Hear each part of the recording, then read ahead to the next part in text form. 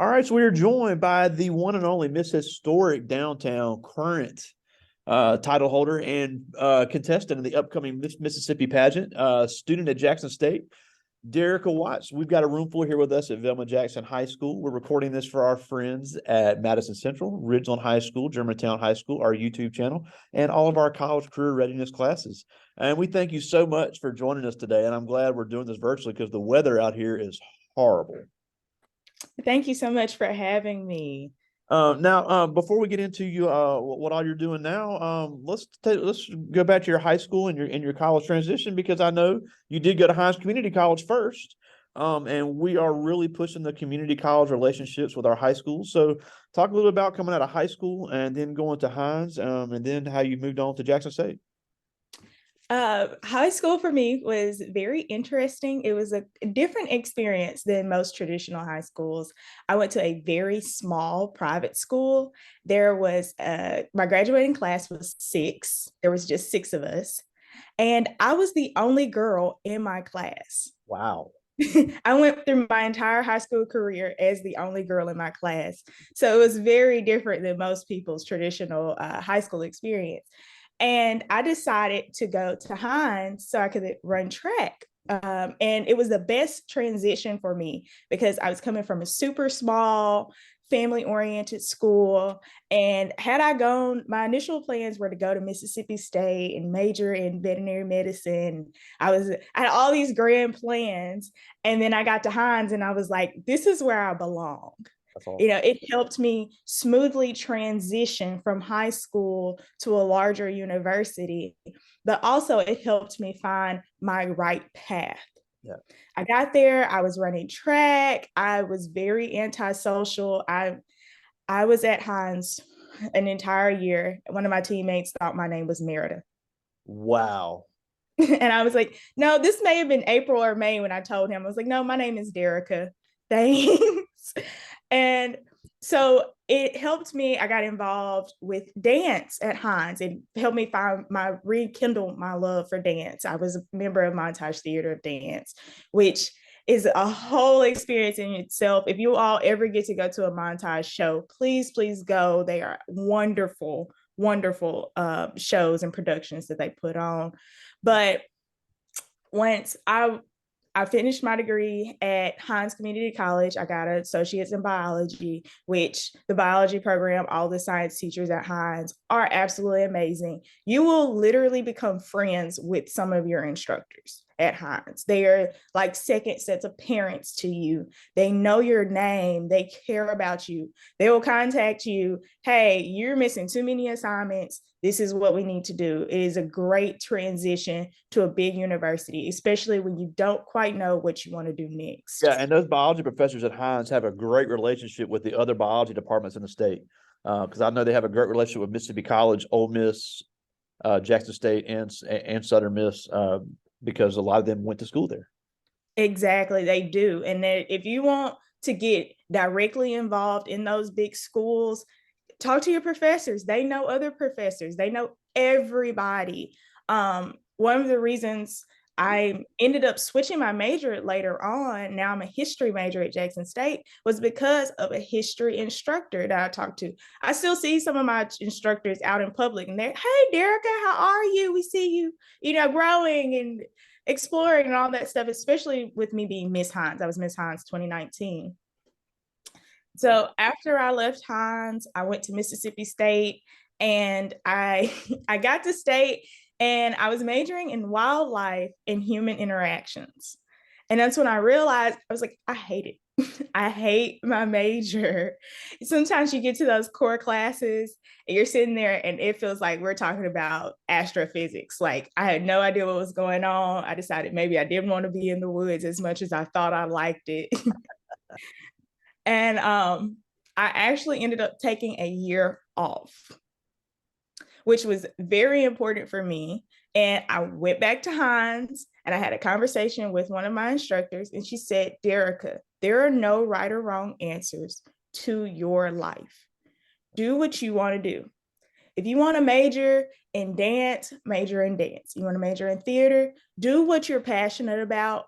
And I really had to sit back and think, I'm passionate about history. I love history. I'm always dropping history tidbits to friends and family.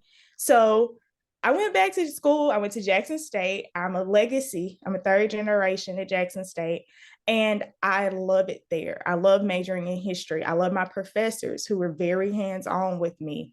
It is amazing trip. And my college career has gone through, it has had its ebbs and flows, but it's been amazing. Yeah, and also I think it's important for people to understand, they think all a history major can do is teach history. And even though that is a desired path for a lot of history majors, there's a lot more that can happen. Because I know you've on your Miss Mississippi platform, you've really talked about wanting to be almost like a historian for Mississippi history. Yes, I actually, one of my career goals right now is to work in the two Mississippi museums and maybe work with their education program. I do love working with children, maybe not so much as to be in a classroom setting, but to be in the museum and educating those around me. I would love that. I would also love to maybe work in US embassies, travel the world, get to learn about other cultures and things of that nature. So my possibilities are endless with a history degree.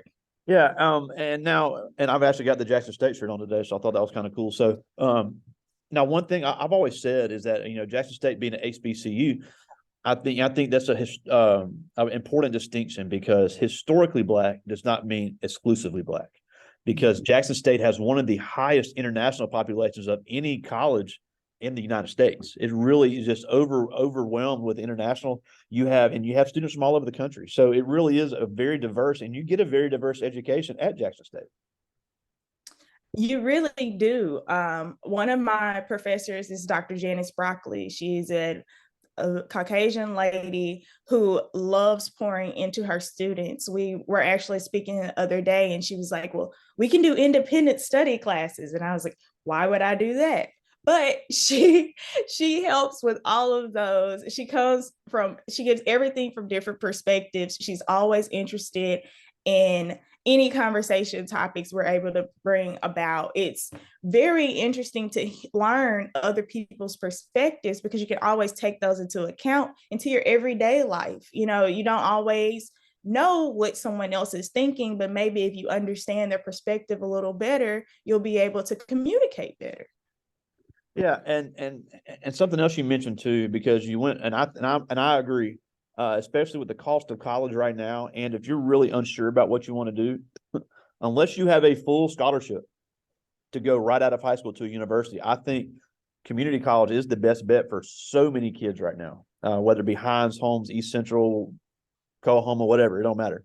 But especially coming from a small school like Velma Jackson, having that individual attention in a college setting is vital to find your footing in college. And then, I went to Southern Miss and I went to Madison Central. There were almost over 500 people in my graduating class. Getting in that big classrooms, the big campus, it can be overwhelming, even coming from a big school. So how did you see the change in that, coming from Hinds, where it was kind of family setting, to the big Mississippi State, and then the kind of the more family atmosphere at Jackson State, because that's three completely different dynamics? Going to Hinds really allowed me to transition into myself. I was able to have my more secluded time where I was really anxious and I, didn't quite speak to everyone, is the name story. And then once I found where I belonged in the dance department, I was able to flourish. And that's how I became Miss Hinds. I was able to really tie into myself. And it's so funny because my dance instructor begged me to do Miss Hinds. And I kept telling her no. I was like, I do not want to do it. That feels like a commitment I'm not ready for. Then one day, an administrator, I had done a talent show with Montage, and administrator, she stopped me. She said, Derykah, you're a great speaker. You have talent already. Do Miss Hinds. And that's when I really exploded, because I was pushed to the forefront and I was able to communicate better with everyone. Then I went to Mississippi State and I kind of was secluded again because it's such a large university. And I think that's part of the reason why I did not stay, because it was so large. And sometimes if you are not directly involved in programs, I always recommend now, get involved, find something. If it's the history club, if it's the tic-tac-toe club, whatever it is, get involved, because that's how you're going to make your friends. That's how you're going to make your connections, those lifelong relationships. And I did not do that at Mississippi State. I had a few friends here and there from the pageant world or from high school, but I was not involved. I got to Jackson State, I immediately got involved. The history club, I'm doing a staging history club, which works with the art department, the theater department, and the history department. I got involved, and now that's how I feel like I belong. And when I first got to Jackson State, I'm a legacy. And it was like my grandmother and my grandfather were hugging me and telling me, like, this is where you belong. That's awesome. Yeah, and I think that's important too, because even though the academics are extremely important, and then having the GPA, keeping a scholarship is important, once you graduate, you have to have some type of connections, doing the internships, doing the independent studies, because we always say it's not who you know, it's who knows you. So you have to find a way to put your name out there, because if there's two people with a 4.0 applying for the same job, the one that has the connections is the one that's going to get the job off. Yes, whoever can communicate, whoever can say, well, I work with this person, that person, and another person, I can bring all of these, I can bring all of this with me. That's what they're looking for, someone who can bring more to the job. Yeah. Now, obviously, you're wearing the crown. You're the current Miss Historic Downtown, getting ready to compete again in the Miss Mississippi pageant this summer.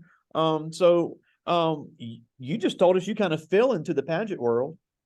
So first of all, what have you done as Miss Downtown, as Miss Historic Downtown, and kind of tell us how the pageant the pageant cycle works, because I'm not even 100% familiar with it, because I think kind of the old thought is, oh, it's just who's the prettiest, who's the best looking, but there's so much more that goes into the Miss Mississippi and the other pageants.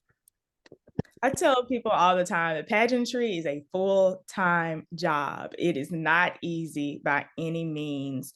You have to always, you compete in a local, you get a local title. My local title is Miss Historic Downtown, as you said.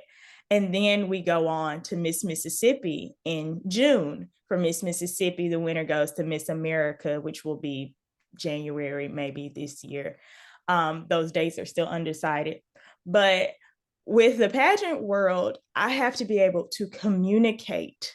I spend 2-3 nights a week doing interviews. My director and I, we sit down, we talk about current events, we talk about myself. I mean, you would never think the questions that they ask you. Sometimes you're in an interview and they're like, if you were a fruit, what fruit would you be? And you're like, I know all of this about politics and, all the world. And I'm like, I've never thought about what fruit I would be. You really have to know yourself inside out and backwards, as I always say. The pageant world, we are huge communicators. We are very successful women who are really trying to push, loving yourself and being successful. The 5 points of the crown are sisterhood, success, style, scholarship. You have to have all of those things to make, Miss Mississippi or Miss America. You have to be, a complete whole package for them. As I started out as this Miss Hinds Community College, then I went to Miss Fair Park, and now Miss Historic Downtown. I've always been extremely active in my community. I've been, in the past, I've worked closely with breast cancer awareness. I've worked closely with children of breast cancer patients. My mother's a breast cancer survivor. So that was something that was really important to me. This year, I'm looking more towards POTS awareness, is posterior orthostatic tachycardia syndrome. It's something I was diagnosed with at 15 years old, and it's taken a toll on my daily life. And I would love to bring more awareness around that, especially with showing that it is a real disease that affects everyday people, because just because we can't see it doesn't mean that it's not there and it's not real. Yeah. Now, when it comes to Miss Mississippi, it's not just a one-night thing either. It is a entire week contest. So I don't even know what all goes into it, but I do know it is a multi-day contest. Yes, it is. So because there are so many young ladies who are always competing, you don't want to see 60 contestants in one night and compete in three different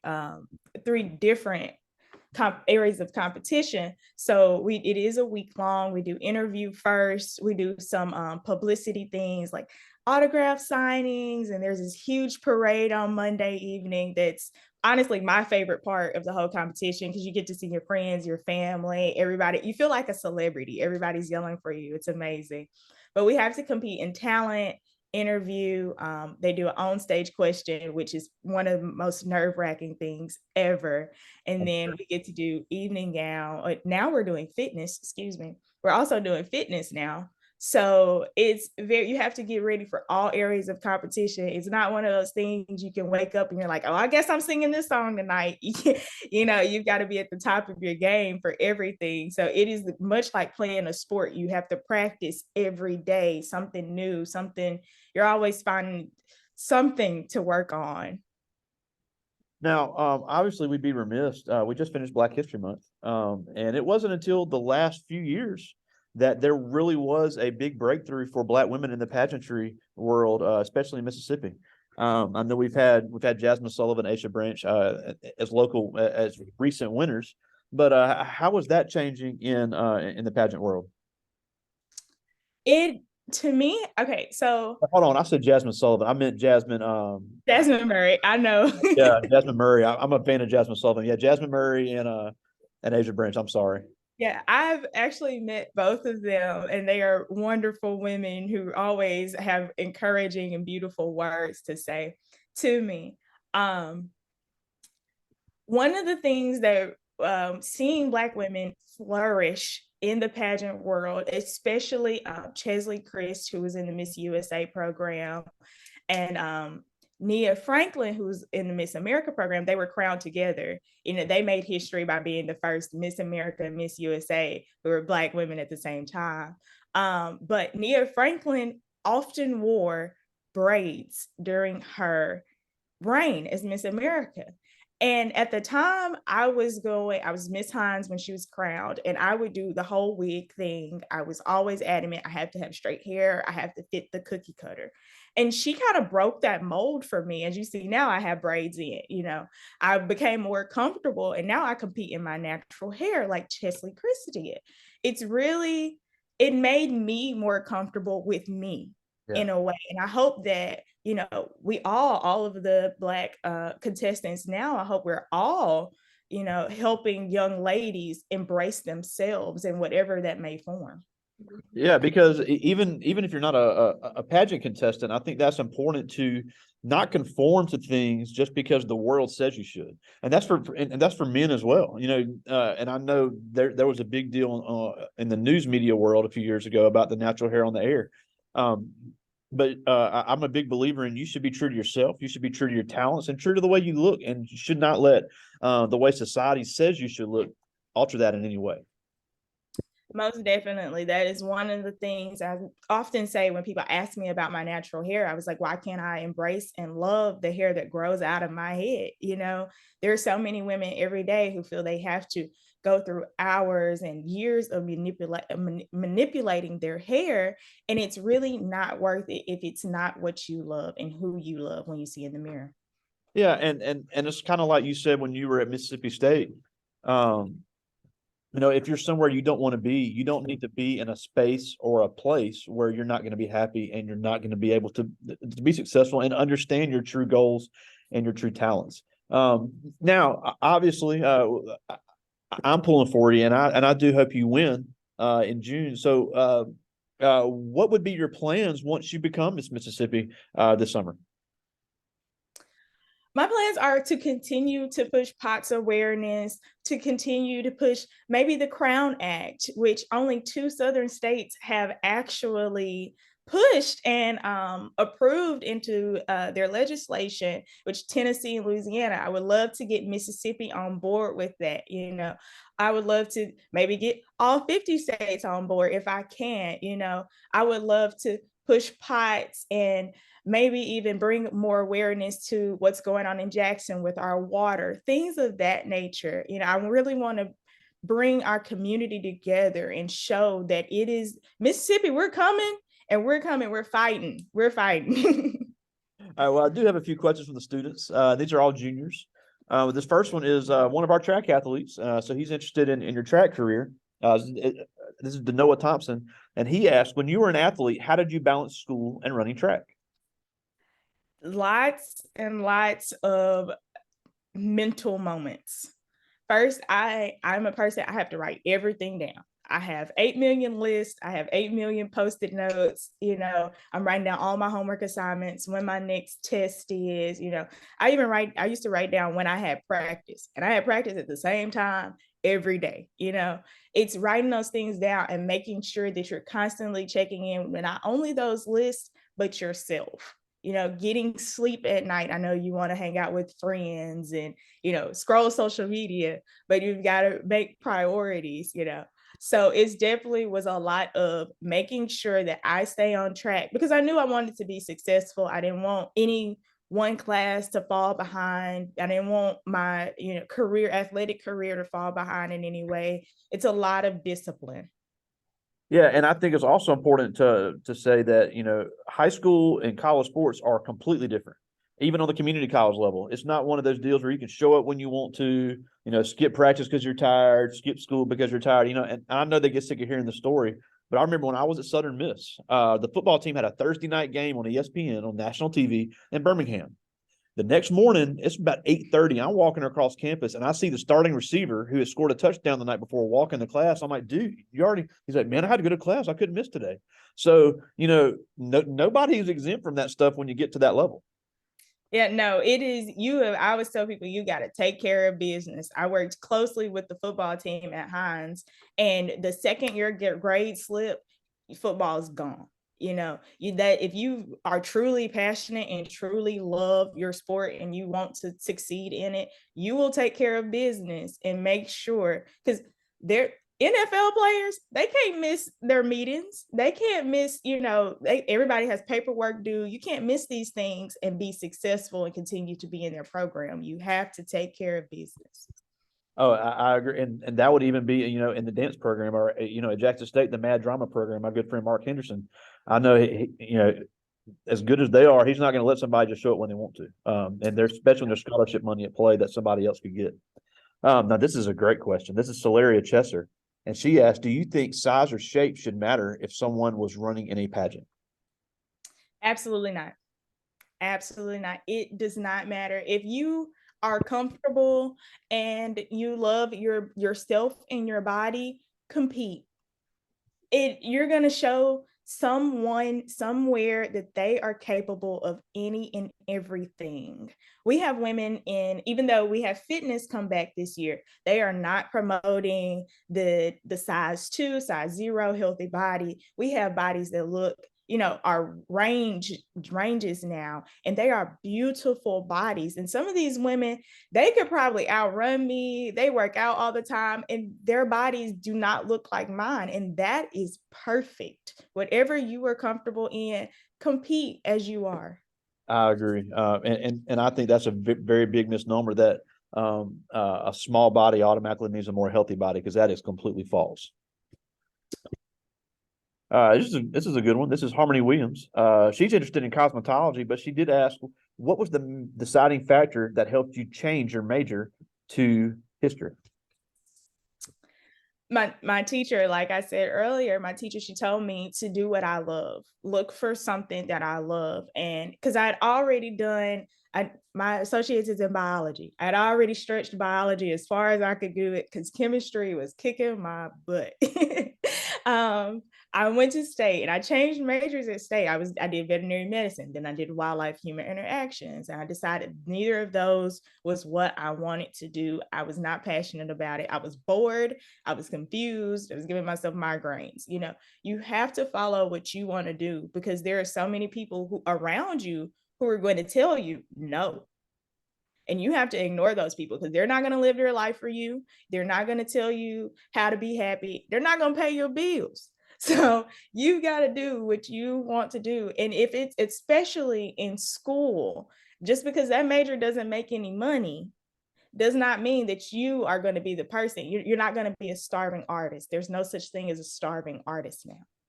Yeah, and I always say, just because you're the first at something doesn't mean you can't be the best at something. The world needs innovators, and the world needs people to set trends. This is Carl Wilson, and he asked, "What is the number one advice you would give to your younger self?" Then, oh, that's such a great question. I I probably would tell myself to slow down and breathe. I was very anxious, very and slow down, breathe, and follow your own heart. I was a people pleaser. I still kind of have that problem today. And so much so that I felt like I let everyone else make my decisions for me. And I was not true to myself. I probably would have had a whole different, college career if I had just slowed down and kind of paid attention to myself and followed my heart in the beginning. Yeah, and I always say, and they've heard again. I know they get sick of hearing me say this, but the regrets that I have in life is not my failures, because we're all going to have them. The regrets that I have is not betting on myself sooner to be able to face those failures. And I think most people will say that because holding yourself back is where you're going to have that regret. And I couldn't agree more with that, because if I would have done things sooner, a lot of things would be different. Yeah, I would still have my failures, but I still would have been able to say I bet on myself to get through that. I've got one more from the students. This is Frederick Johnson. And he asked, where did you go to high school with only 6 people in the class? And did you ever see yourself doing anything else than what you're doing now? So I went to Mount Salus Christian School. They're still open and their classes are much larger than they were when I was going through.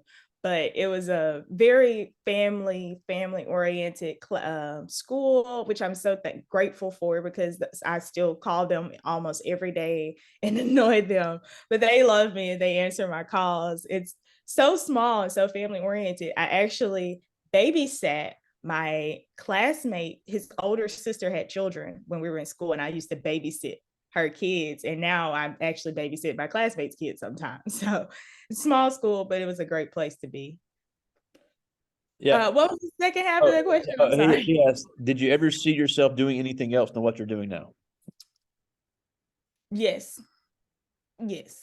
I knew I still wanted to be involved in pageants, so pageantry is kind of right on track for me still. But career wise, college wise, I am 24 years old. I thought I'd be done with college by now, probably working on a master somewhere. I thought I'd be, a veterinarian working with animals, and I wanted to do wildlife specifically. So I thought by 24, I'd kind of have my feet under me a little bit more, but there is no timeline to life. It's whatever works for you. Yeah, I agree. Now we're almost out of time, and we thank you so much for taking some time for us. But before we go, a couple of things. One, tell us where we can watch Miss Mississippi this summer when you're competing. I will be competing. I believe the dates are June 6, 7, 8, 9, 10. Okay, wait, hold on. 8th through 10th. I had to get my days right. 8th through 10th. That's the first weekend in June. And we will be on. You can watch us at missmithlive.org. If you follow me on social media, I will be able to, I'll push all of that through so everybody has the same information. Yeah. We also will be televised. I can't tell you what news station right now because I'm just a little blurry, but final night will be televised. And hopefully, I'll be in that top 10 somewhere so y'all can get to really see me. Yeah, that'd be great. Now, before we go, you are just 24 years old. You're not much older than these kids, and you are here doing some big things in Mississippi. But yeah, you grew up as a Black woman in the state of Mississippi, but yet you are absolutely crushing it. So even though everybody can't be in pageants, everybody can't have all the social exposure like you do, people can still make a difference. So what can these young people do now to follow in the footsteps of people like you? Just look around you, see what is around you. They're like the Jackson water crisis. I saw a need. A couple of students and we all got together. We were like, we're going to deliver water. And it's at some points I didn't have a car while I was supposed to be delivering water. So I would get water brought to my house and I would walk them down the street. Hey, do you need water? It's whatever is around you. What need do you see around you? If you don't like the cafeteria food, go and talk to somebody and you might make a bigger change than you even think. Sometimes it's just opening your mouth, or, if you don't like something, change it. I love it. Yeah. And it's the same thing with your life. If you don't like the way your life is going, do something to change it. So again, Derykah Watts, Miss Historic Downtown, hopefully the soon to be Miss Mississippi. Once you win, we got to have you on campus to come talk to us. It'd be great. Of course, I would love to. I would love to. All right. Well, again, thanks so much for making some time for us today. Talk to you soon, my friend. Thank you all so much for having me. Have a blessed Yeah. day. See ya.